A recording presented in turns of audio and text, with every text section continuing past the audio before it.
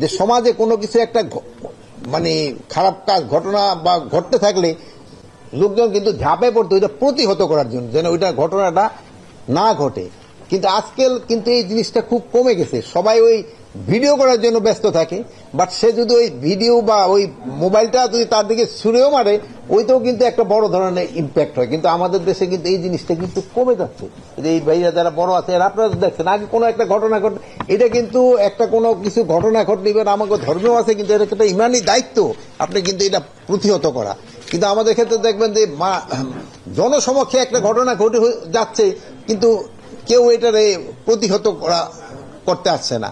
আর সব জায়গায় তো আইন শৃঙ্খলা বাহিনীর লোক সব জায়গায় তো প্রেজেন্টও থাকে না, এরা হয়তো পরে এসে উপস্থিত হয়। তো আপনারা বলবেন যে তাকে তো আগেও ধরে ফেলানো যায় কেন? কিন্তু আগে তো এত সংখ্যা তো ধরা মানে আমাদের পক্ষে সম্ভব হয় না। এই যে গাজীপুরে যে ঘটনাটা ঘটছে, এটা খুবই একটা দুঃখজনক এক ঘটনা। এই ধরনের ঘটনা ঘটুক মানে এই আমাদের এই সমাজে কেউ এটা চিন্তাও করতে পারে না, বাট ঘটনাটা ঘটে গেছে।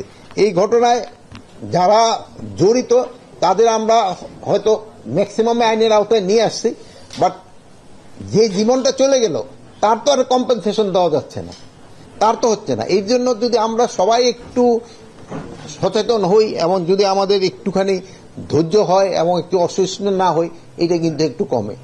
তাই এরা যারা এটা অন্যায় করছে, আপনাদের হয়তো গাজীপুরের কমিশনারও এটার ক্ষেত্রে ব্রিফ করছে, এবং তাদের আমরা কিন্তু আইনের আওতায় ম্যাক্সিমামই কিন্তু নিয়ে আসা হয়েছে, এবং এইগুলিরে যেন শাস্তি ভালোভাবে পায় এই জন্য যত ধরনের ব্যবস্থা করার আমরা করব।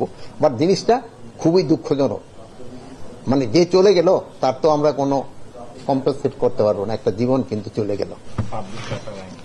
আর একটা পাবলিক চার্টার একটা আইনও আছে কিন্তু, যেখানে কিন্তু জনগণেরও কিন্তু এটা প্রতিকার করার কথা।